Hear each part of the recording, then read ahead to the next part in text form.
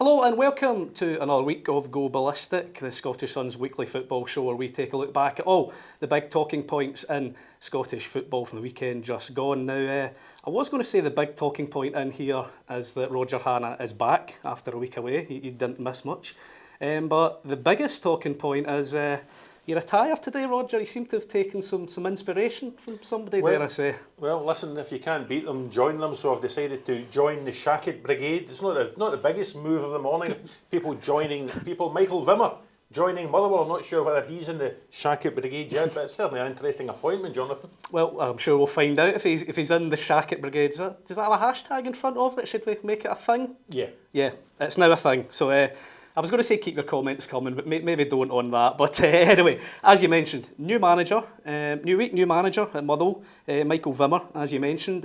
What do we know about him? Well, first of all, we know it's a great exclusive story, SunSport Online, by our chief football writer, Robert Grieve, this morning.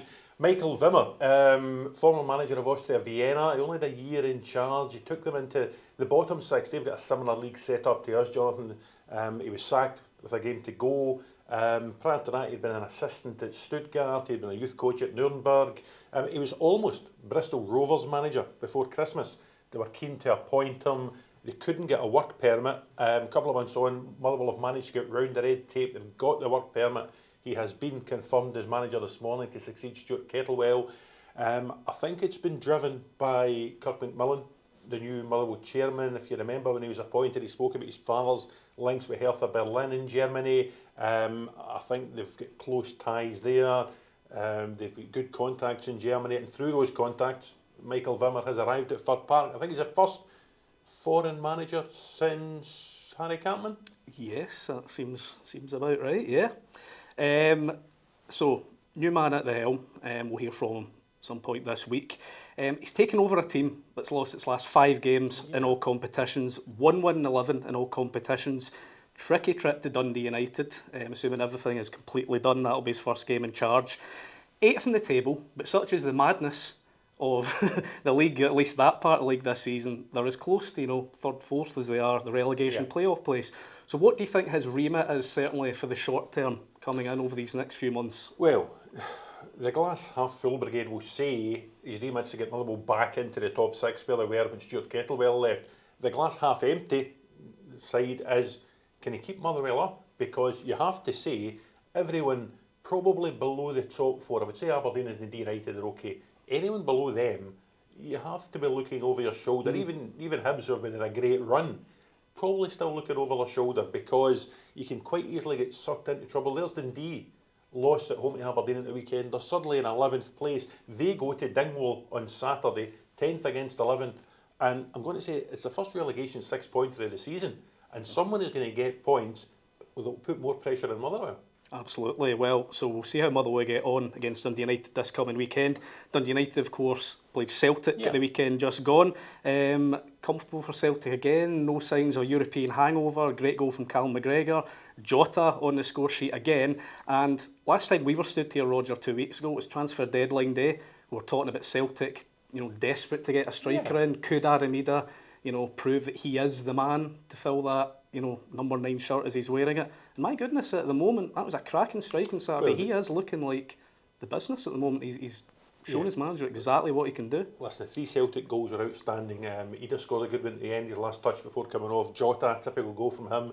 The pick for me was Callum McGregor. I thought it was a terrific goal he scored. Normally he's been scoring goals from outside the box this season, but nice little pass in from Yang, lovely footwork, steered it into the corner, and Celtic were off and running. Ida, there's a fascinating decision for Brendan Rodgers tomorrow night in Munich. Does he start Adam Ida, or does he go with a front 3 of Kuhn, Maida and Jota? I can't quite make my mind up what is more likely. Kuhn will play, Maida will play somewhere. I think it's a toss-up between Adam Ida and Jota, and you can see the pros and cons on both sides, Jonathan. Absolutely. Now, you mentioned Bayern there, next up for Celtic tomorrow night, going into the Allianz Arena. Huge occasion it's going to be. Bayern making a bit of history in the lead up to this game, but of the abysmal kind, unusually for them. Obviously went to Bayer Leverkusen, defending champions. People thought it was going to be one of the games of the season. Ends up a drab 0-0 draw. Kane, Musiala, Coman, they're all playing. Bayern, 2 shots all game, none on target, no attempts in the first half. Can Celtic really take anything from that as a positive going in, that because they did show they could hurt Bayern last week? Can they take anything from that as well going into this game tomorrow? They should be looking at any positives going into this game. They are only a goal behind. I'm old enough to remember Raith Rovers going to Munich and taking the lead in a European game. So there's nothing to prevent Celtic going and taking the lead in the game. Listen, Bayern are one of the top teams in Europe. You mentioned Leverkusen are the reigning champions. Bayern will take the Bundesliga back off them this season. Harry Kane is still going at about a goal a game in his Bayern career despite the performance on Saturday. It is the ultimate challenge for Celtic going in there tomorrow night. It'll be very tough, but the start should define how it goes. If Celtic can stay in the game for a period of time, terrific. If they can nick a goal, absolutely fantastic. But I think it's a big, big ask. Absolutely. I know I've just got it here. It's a 0-0 draw, as you said, at the defending champions. It's not a bad result for Bayern. 8 points clear. They've only lost 1 in their last 11. So even though it was a bad day at the office, it wasn't really a bad day in the grand scheme of things. Yesterday, Rangers were in action. Obviously, no European action for them this week. We will find out on Friday who Rangers will be facing in the next stage. A 3-1 win at Hearts. Badly needed after the way the weekend previously had gone. A win at any cost, really. A really strange game in many ways. What did you make of it? I thought the 3-1 scoreline, if you don't see the game, looks very impressive for Rangers. I think there's a remarkable start. When they lost to Berwick Rangers in 1967, the next game they beat Hearts. When they lost to Hamilton Accies in 1987, the next game they beat Hearts. Wow. And then when they lost to Queen's Park in 2025, the next game they beat Hearts. So, maybe it was written in the stars they were going to win. Not a good performance. I think when they were 1-0 up after something like 38 minutes, they were getting such a beating that their XG, that's one for the kids, Jonathan, was 0.00, even though they were 1 up with the Jamie McCarthy goal. They relied heavily on Jack Butland, one of his better performances in the Rangers jersey. They relied on Suter and Nsiala defending very well.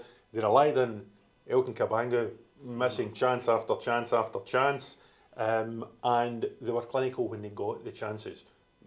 Václav Černý took his chance well, and Jamie McCart took both of his well. Now, look, Philippe Clement, that win's not going to change anything in the eyes of many of the supporters. He still insists he's got the backing of the board. We've not actually heard from the Rangers board in the wake of the Queen's Park game or anything like that. Is there anything short of a remarkable European run continuing this season that Philippe Clement can do to win the fans back, do you think? No. The only thing he could do is get 2 more wins over Celtic. The New Year win over Celtic got him a lot of support in the eyes, of the fans. They won a bit back. Since then, they've lost at home to Queen's Park. They're 13 points off Celtic in the league. They will win nothing this season. So a European run and 2 wins over Celtic is all I could hope for. I think the draw's on Friday, isn't it, for the next round? Yep. They'll get one of Fenerbahce, Anderlecht, Twente or Bodo Glimt, I think. Yep. So there probably is an opportunity. I'm not taking anything away from any of those 4 teams. Rangers have beaten better teams than that in Europe in the past. So there's maybe an opportunity to get another round through. You see the run in 2022. How far could they go? I don't know. We'll see. So obviously that road for Rangers' European journey will be mapped out further later this week. Now, obviously, Kris Boyd is just coming along just a moment, but just before we finish this section, it was, of course, Valentine's Day on Friday just gone. And do you know where romance was certainly in there? Go for it. Kirkcaldy. Really? And apparently so, according to Raith Rovers. Now, I don't know if you've seen this or not, but Raith played Partick at the weekend, 3-0 win for Raith Rovers, and they decided to mark the occasion with a poem for Partick's midfielder Stuart Bannigan. Raith won 3-0, as I said. Game sealed by a penalty in the 62nd minute, conceded by Bannigan. Bit of a moment of madness if you've not seen it. Kind of bit of jostling with Jamie Gull in the box. Referee books him, warns him. As soon as the ball comes in, shoves him over. Penalty given. And Raith after the game, as I said, little poem. See what you think of this, Roger. I'm not a wordsmith, so I'll try and read it the best I can, but we'll see. Rovers are blue. We've got Josh Mulligan. Enjoy your night, Bannigan. Love, Jamie Gullen. There you go. Love is in there. Do you think that's going to win any Pulitzer Prizes? No, I have to say, that's the worst Valentine's rhyme I've heard in Kirkcaldy since my old pal Gordon Dalziel was wooing young ladies in Jackie O's about 30 years ago. Less said about that, the better. Yeah. But anyway, thanks, Roger. You're just going to go and speak to Kris I Boyd will to go get speak to Boydie. his thoughts. But if you enjoyed this, remember to like and subscribe. There's also plenty of other good content here on the Scottish Sun Sports YouTube channel. Of course, there's Derek McGregor's great one-on-one series, and also an exclusive chat with Carlos Cuellar, former Rangers defender. Here's a little snippet of what he had to say to us. You went from playing for one of the greatest managers in Rangers history, and all of a sudden you were playing for one of the greatest managers in Celtic history. Now, obviously, Martin O'Neill was a big character, so I imagine he had something to say about that. That you crossing that rivalry when you signed. No, it was funny because I didn't talk with him until I was in Villa Park, and I was talking, and he say, today I'm 2 times. He told me it's the first time I'm 2 times happiest than normally when I sign a player that is only one, and 2 times because I know one of the best players in the league. Also because I took one of the best players to Rangers to play against Celtic. That's why I'm happy for me. I'm happy for Celtic. He told me, and he was also a very good manager for me. Always like, in a joke way, like in a football way, he says my daddy, and the players say in Villa, he's your daddy, he's your daddy. He loved me so much. I love him so much. We manage so well, even if sometimes play, no play, but he believed in me 100%. Well, we can now head down to God's own country in Ayrshire. Welcome SunSport's Kris Boyd. Boyd, it's been a busy morning in Scottish football. We've got a new manager at Motherwell, Michael Vimmer. Our own Robert Grieve broke the story in SunSport Online today. What do you make of it? First of all, it's good to have you back after your week's holiday, Roger. Hope you enjoyed it. I certainly did, Boyd. It was good. Yeah. To be fair, Robert Grieve seems to be in a little bit of a role right now. He keeps breaking stories, doesn't he? There you go. There you go. Right. Excellent work. Excellent work. He's doing all right, as our Robert. Where are we?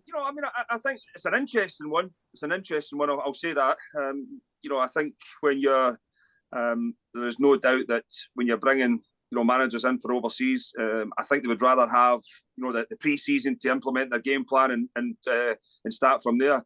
With only, I think it's 12 games left of the season. You've got to say Motherwell are in free fall, albeit when you look at the table, and obviously Dundee in 27 points, St Mirren in 31 and 6, only 4 points are separating them. I mean, that's tighter than Robert Grieve in a night out. But I think it's an interesting point for it's an interesting appointment from Motherwell, and he's going to have to get to work straight away because, as I said, when you look at Motherwell's recent run, they're one in 11 all competitions. 11 against lost Aberdeen. The last 5. Yeah. It's and you're saying lost the last 5, which is 100% correct. But when you take into consideration that 2 of them have been against St Johnstone and 1 at home at the weekend there to Ross County, what you've got to say was an absolute embarrassment from Motherwell to lose 3-0 at home to Ross County. Take nothing away from them, but for Motherwell, something's going to have to it's going to have to turn pretty quickly because right now they seem to be heading in one direction, and they're going to have to improve. How big a job is it? I mean, you look at the Motherwell squad, they've had injuries that Stuart Kettlewell spoke many times about. They've got a first-team squad of 33 players. Is that a bigger problem than it is a bonus for Michael Vimmer? Yeah, it is. There's no getting away from it, Roger. I mean, I think every manager will tell you that they want big numbers, but I think that will be the case when you are a Brendan Rodgers, when you're a Philippe Clement, when you're a big club where you're playing every 3-4 days. You want the luxury of being able to maybe leave players around in it. I look at Motherwell and all you can think of is it's just some amount of wasted money. When you keep adding, when you've given players contracts and you keep adding players to it, still trying to find something to work. At one point, I think Motherwell had, was it 6 or 7 strikers on their book? They play one up front. They play one striker. It just doesn't make sense.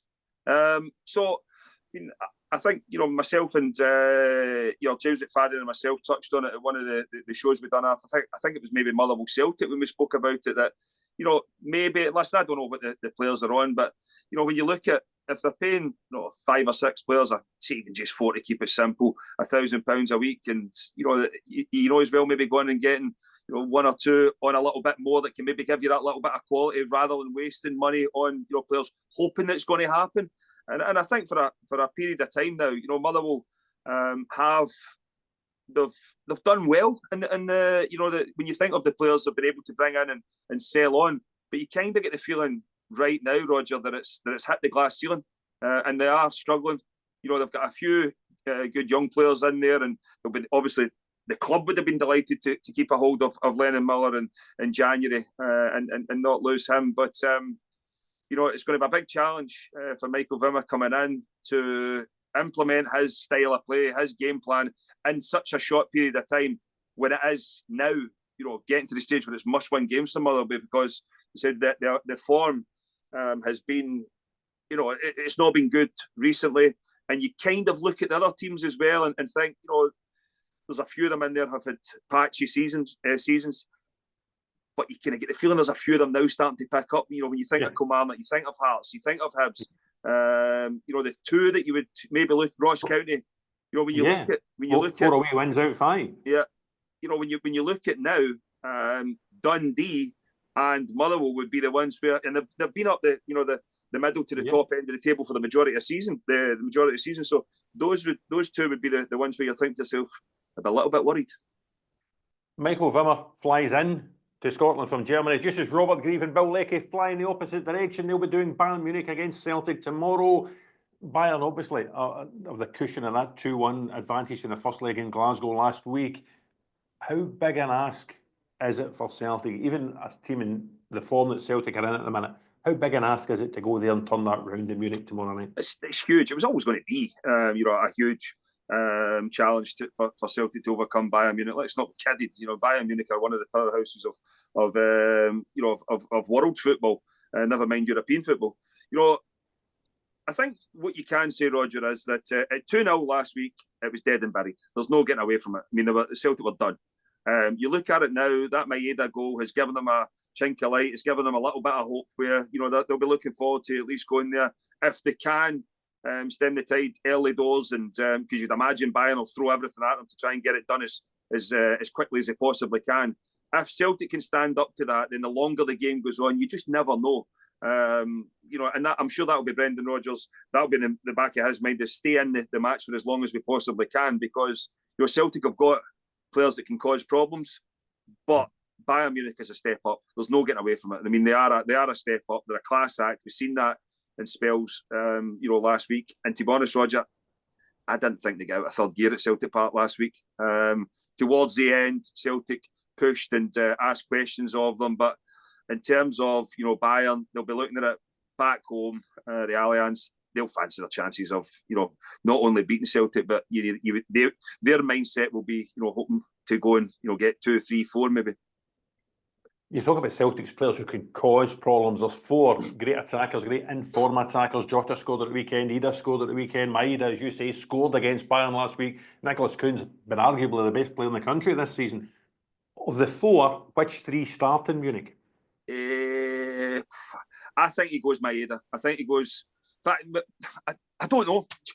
I've just said that. Then does he start Ida through the middle and then Maeda to the left, and then as I said, try and stay in the game? You would think that Celtic might have to go long a few times. If it's going up maybe to Ida, he's going to try and hold it in and then get Celtic there.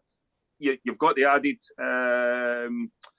bonus of Maeda's pace. If it's just a case of maybe trying to turn Bayern and use that. So Jota's tricky in the left hand side. It'll be interesting as he up to speed that Brendan feels if he can go and affect a Champions League game at this level yet. Kuhn will play. I mean, Nicholas Kuhn, he will definitely play. Maeda will play. It's just between Ada or Jota, and if that's the case, then it'll be Maeda either goes left or goes through the middle. But and I think the rest of the Celtic team picks itself. I think we've been pretty spot on with that. So far this season, and I think Brendan Rodgers has been he's got a settled team, and the midfield is going to be key as well. You look at Celtic in that that forward area, and they can cause problems, but Celtic will need to defend really, really well. Add Casper Schmeichel into that, as he did some terrific saves in the first leg as well, and I think he has been outstanding for Celtic since he's arrived. To be honest, they're going to need another big performance for him. But that midfield area, if Celtic can, and it's very difficult to get control of games in Europe, but if Celtic can get control, and I don't mean like totally dominating Bayern, in terms of controlling the tempo of the game, because if Bayern get it up to their speed and tempo and cause Celtic problems, if they can get it into their forward areas, they will cause Celtic problems. But if that midfield three can control the game, if it means an extra couple of passes for Bayern, they're not getting into a rhythm earlier, if they shuffle across and shut the spaces into strikers that it doesn't allow Bayern to get that quick tempo, then Celtic's midfielders are good enough to get on the ball and make things happen. But I'll say it again, we're speaking about Bayern Munich here. They are a level up, or maybe even 2 notches up. They are third, fourth favourites for the Champions League. They have shown for a number of years now how good they are. Yes, they're probably in a little bit of transition themselves. Vincent Kompany's went in after losing the league last year to Bayer Leverkusen after dominating for so long, and there's maybe a rebuild going on there as well. But you'd still, when you think of the money they've been able to spend, and we keep speaking about the other players and what they've brought, but when you've got someone at the top end of the pitch and scores goals like Harry Kane, good luck stopping them. Absolutely. Now, yesterday, you were at Tynecastle, squabbling with your old pal Chris Sutton. He must have been absolutely furious. Rangers weren't very good, but they won 3-1. To be fair, the big man was okay yesterday. I thought even before the game, I thought he spoke really well on the problems at Rangers and the way it's been. There's no getting away from it. Rangers were average again, I thought. But we can't criticise for losing games of football, then still criticise when Rangers win games of football. Yeah, they've found a way to win it, albeit I think Jamie McCart must be nearly Rangers' top goal scorer away from home now. That's how bad it's been for Rangers. Second behind Iggerman. There you go, joint second behind Iggerman. And we're now nearing the end of or in the middle of February. It's not been good enough away from home, but at the same time, when you look at Rangers now, went to Tannadice, went to Tynecastle, won the 2 games, and they're in a decent. Rangers in a decent place in terms of the league domestically, and they have been scoring goals, but it doesn't matter if, I think, between now and the end of the season, if Rangers go and win every game, they ain't going to win the league. And I don't think that the Rangers fans are going to forget, what happened last weekend, because it wasn't good enough. And, for me, Philippe Clement, he might win a game of football in the league, but he is clinging on to his job. There's a European draw on Friday. Yeah. The fact that there's going to be no domestic silverware this season, does that put an extra onus on the Europa League and advancing in the Europa League? Well, I think it'll be difficult for Rangers, whoever they get. But Rangers have shown,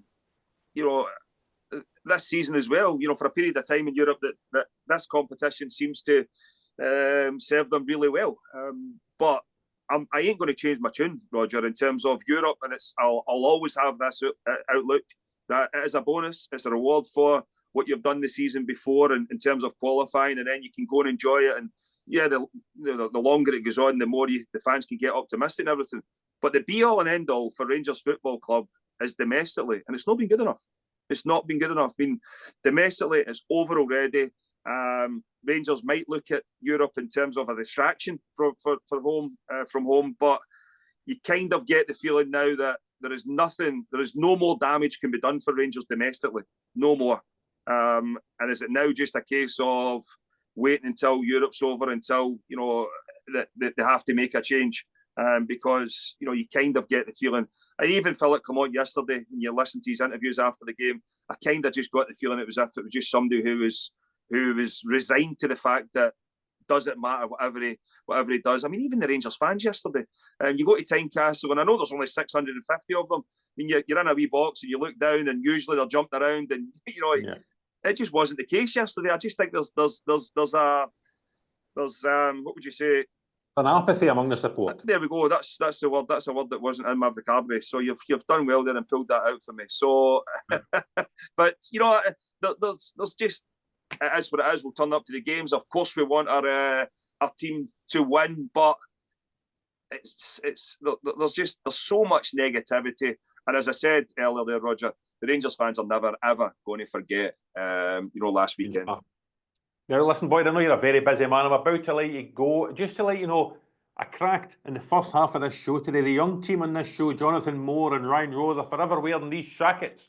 So I put one on in the first half of the show. Little did I know you'd come on wearing this. How would you describe what you're wearing? I've just got a zipper on me. Is it? I've just got a zipper on me. Don't listen. It's just a zipper for me, mate. It fairly suits you. It suits you. We're setting trends and go ballistic every single week, Boyd. Triple XL as well, mate. No, I'm not having that. Must be a medium. Fits like a glove. But I must add as well, for my old team, Kilmarnock, good result for Derek McInnes for the weekend. Yes.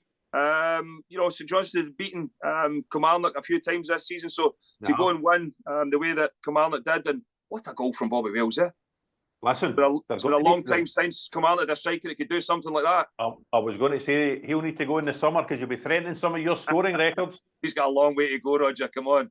We'll leave it at that. Boyd, thank you very much. See you soon. Cheers. Thank you.